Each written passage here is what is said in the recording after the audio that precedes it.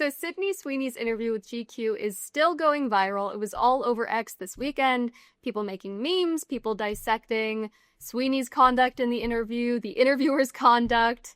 And the group consensus is basically that conservatives need to model themselves after Sydney Sweeney.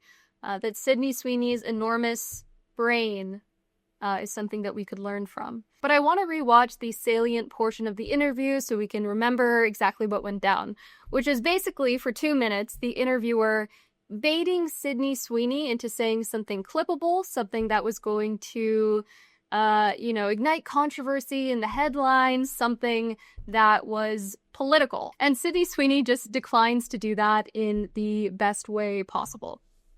I'm literally in jeans and a t-shirt like every day of my life.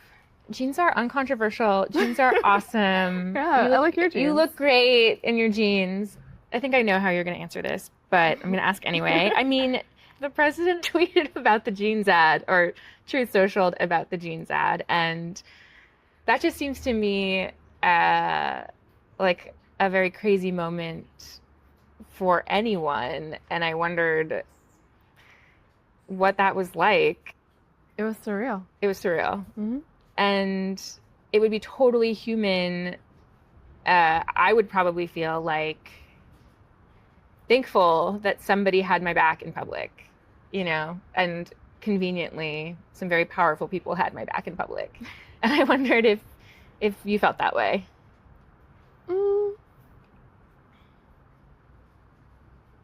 I don't think that, it's not that feeling I didn't have that feeling, but I was. Okay, let's pause here. Just note the difference in body language between these two women. I mean, you have the interviewer, and she's kind of hunched over. She's sinking into her shoulders. You have Sydney Sweeney standing upright. And you also notice there's a big difference in the way that they're speaking, their tone of voice. So the interviewer ends most sentences like a question, like she's not really sure. And I think this is a way of, consciously or not, seeming more approachable when you are encouraging someone to say something that is against their best interests, is that you put on this very affable persona, like you're kind of a person that doesn't really know what they're doing, you're thinking of these questions off the cuff, you're their friend. And she also takes a very circuitous route to getting to any of her questions, right? It's all hedged in statements like, well, if I were you, I would feel, or, a lot of people have been talking about XYZ. So that way of talking sort of displaces some of the responsibility of what you're actually saying onto other people. Meanwhile, Sydney Sweeney pauses and just takes a second and goes, no. Or, oh, it was surreal. Just simple answers. I wasn't thinking of it like that, or like of any of it. I kind of just put my phone away. I was filming every day. I'm filming Euphoria, so I'm working like 16-hour days, and I don't really bring my phone on set, so I work and then I go home and I go to sleep. So I didn't really see a lot of it. You've made a really good case for keeping your thoughts and your life separate from that work. But the risk is that, there's a chance that somebody will get some idea about what you think about certain issues and feel like, I don't want to see Christy because of that. Like, do you worry about that? No. The criticism of the content, which was basically that maybe specifically in this political climate, like, white people shouldn't joke about genetic superiority. Like, that was kind of like the criticism, broadly speaking. And since you are talking about this, I just wanted to give you an opportunity to talk about that specifically. I think that when I have an issue that I want to speak about, people will hear. Okay. Brutally mocked. What can we say?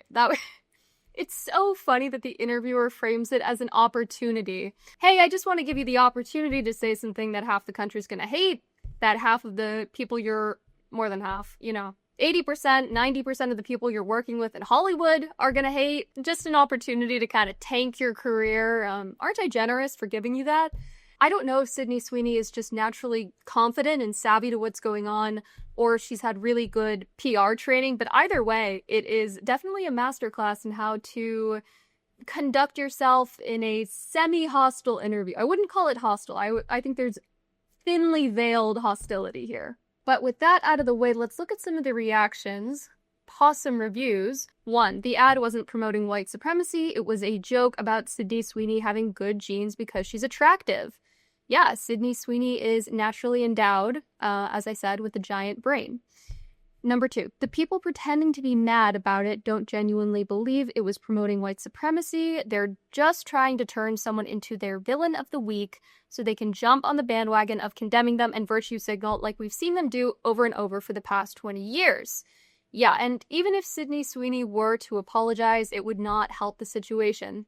What we've seen over and over again is that when you capitulate to the mob, it makes you hate them more because they understand that you are submissive to them and that they can bully you. Okay, number 3. Since we all know that that's what this is really about, Sydney Sweeney is doing the right thing by refusing to apologize. She knows that if she does, you people will see that as an admission of guilt, and then it will become like blood in the water. You don't want an apology, you want a windmill to tilt at. Number 4, I'm not going to read, but you get it.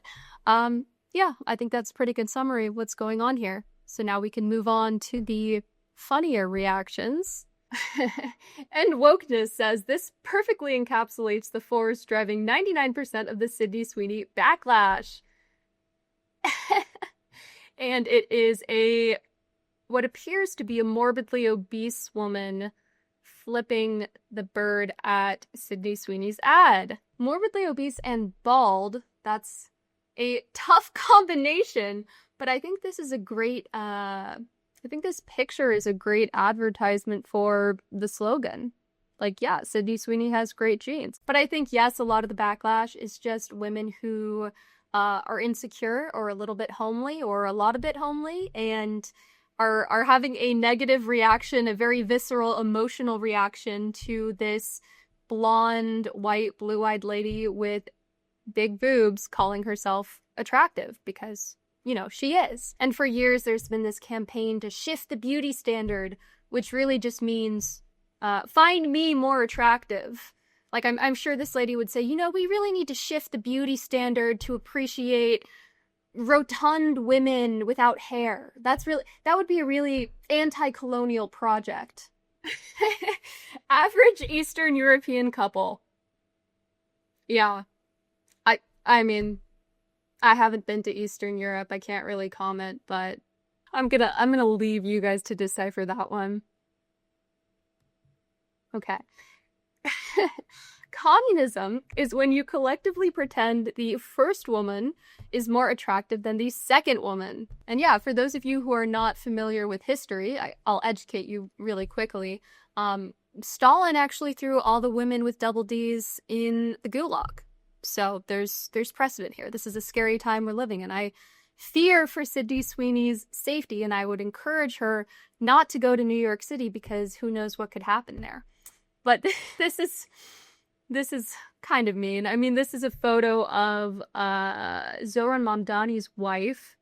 And as far as I know, she has not made any claims about her attractiveness, but the people of X, who like Zohran Mamdani, have waged this campaign to pretend that she is the most beautiful woman in the world. And I don't find her ugly. I mean, she's not fat, so that's a huge plus these days, but it's really only to your detriment if people start litigating your attractiveness and propping you up as a 10, because that is going to attract so many people who don't think you're a 10. And as we all know, there's nothing people like talking about more than, you know, how attractive somebody is. That is just like a perennial topic of conversation. The Office had a whole episode about whether Hilary Swank was actually attractive. So this is good bait. Okay, last one here.